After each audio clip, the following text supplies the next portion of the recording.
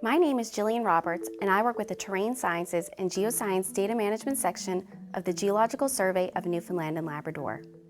In this video, I will discuss with Dr. Martin Batterson, a glacial geologist, how and why our coastal environments are changing and their related impacts on our province.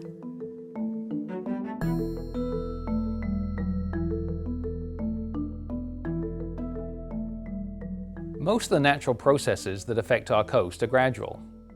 On a cliff, wind can blow sand particles away, and rain and surface water can wash material down onto the beach. Groundwater seeping onto the cliff face also causes erosion. These sequence of images from Point Verde on the Avalon Peninsula are a good example of the effects of gradual processes.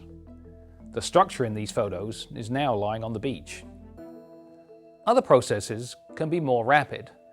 Landslides, for instance, can lead to meters of erosion in seconds, such as this one near Sally's Cove.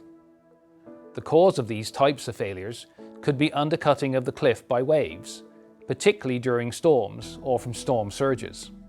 Storm surges are those waves produced by a storm offshore, which essentially pushes the water towards the coast.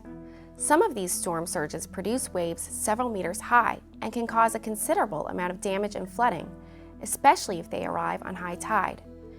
The force of waves striking a coastline is significant. This is not just from the water itself, but from the material it picks up along the way, which is hurled at the beach. The noise of gravel being moved by even gentle waves shows us how powerful the force of water is.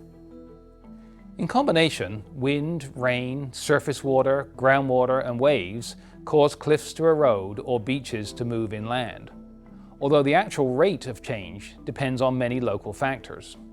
The distance over which waves can build up is important. Coastlines protected by islands offshore are less vulnerable than open coasts with a long distance over which waves can develop. The width of the beach is also important. The narrower the beach, the more likely waves are to strike the cliff, and with rising sea level, our beaches are getting narrower.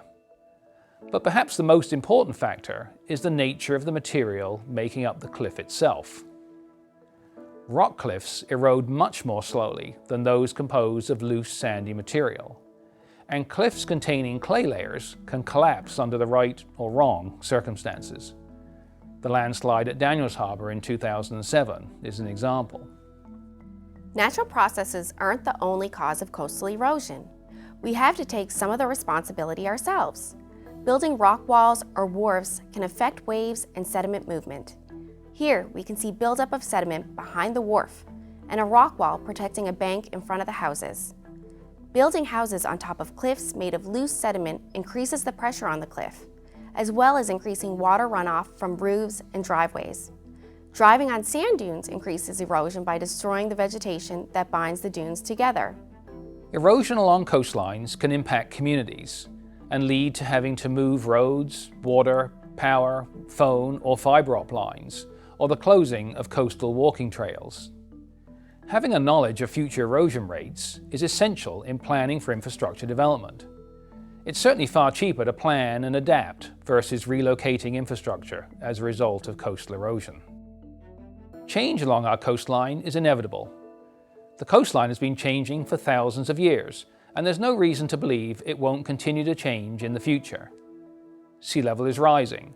Our climate is getting warmer and wetter, with more intense storms increasing the frequency and intensity of wave impacts on our coast, as well as more and higher storm surges. Our oceans are warming too, resulting in less sea ice, already impacting the residents of our northern communities.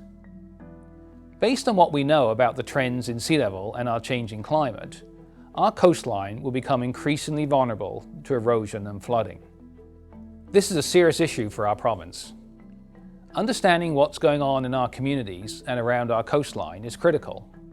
This information can then be integrated into our decision-making processes at the local as well as provincial levels. Planning is key. We can be certain our coastal environment will change in the future, so we need to plan for higher sea levels and more coastal flooding and erosion. We've discussed that most of these environmental changes are fairly slow and that we may have some time to plan, but we also know that they're inevitable. So the time to start planning and adapting for a changing coastline is now.